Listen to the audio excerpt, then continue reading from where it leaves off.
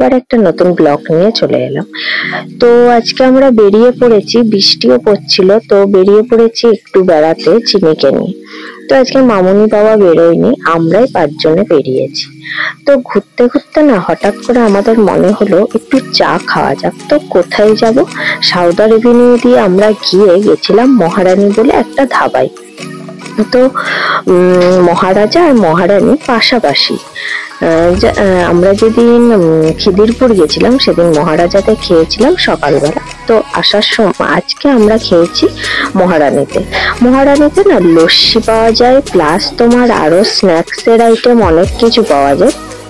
আমি রাত্রি খেয়েছিলাম চা, ওরা 2 ভাই খেয়েছিল লস্যি। আর রাত্রির না খুব খেতে ইচ্ছে হয়েছিল সিঙ্গারা, ও সিঙ্গারাও খেয়েছিল। তো আরো অনেক কিছুই পাওয়া যায় এখানে, তোমরা কিন্তু আসতে পারো, খাবার দাবার খুব ভালো। তো এটা হচ্ছে আমরা সাউদার এভিনিউ হয়ে গিয়ে আমরা এটাই এসেছিলাম। এটার পাশে না একটা রোড চলে যাচ্ছে, Jatin Das road. I think আমার মনে হয় তোমরা অনেকেই এই রাস্তাটা চেনো, বুঝতেই পারছো কোন রাস্তা। তো যাই হোক, আমরা খাওয়া দাওয়া করে আমরা একটু বসেও ছিলাম, বসে টসে ভালো করে খাওয়া দাওয়া করে আমরা গেলাম তেল ভরতে। তেল ভরতে গিয়ে একটা মহা কাণ্ড ঘটে গেল।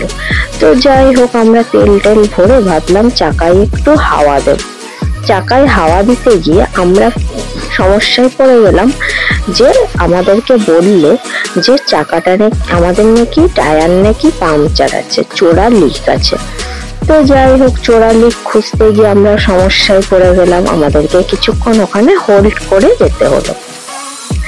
এবার আমরা ওখানে হোল্ড করে কিছুক্ষণ, চিনি ওখানে খেলাধুলা করছিল, ওখানে টায়ারটাও ঠিকঠাক করে আমরা তারপরে বাড়ির উদ্দেশ্যে বেরিয়েছিলাম। তো আমাদের প্ল্যানিং ছিল একটু আইসক্রিম খেতে যাব, কিন্তু ওটা কিন্তু আর হয়ে উঠলো না। আমরা সেখানেই ফেসে গেছিলাম যে টায়ারটা চোরা লিক বলে। যাই হোক, হয়তো পারতো হাওয়া দিয়ে দিলেই আমরা বেরিয়ে যেতে পারতাম, কিন্তু লোকটা সেটা করলো না, হাওয়াটা টোটালি বার করে দিয়েছিল, নিয়ে বলেছিল একদম টায়ারটা পাংচার।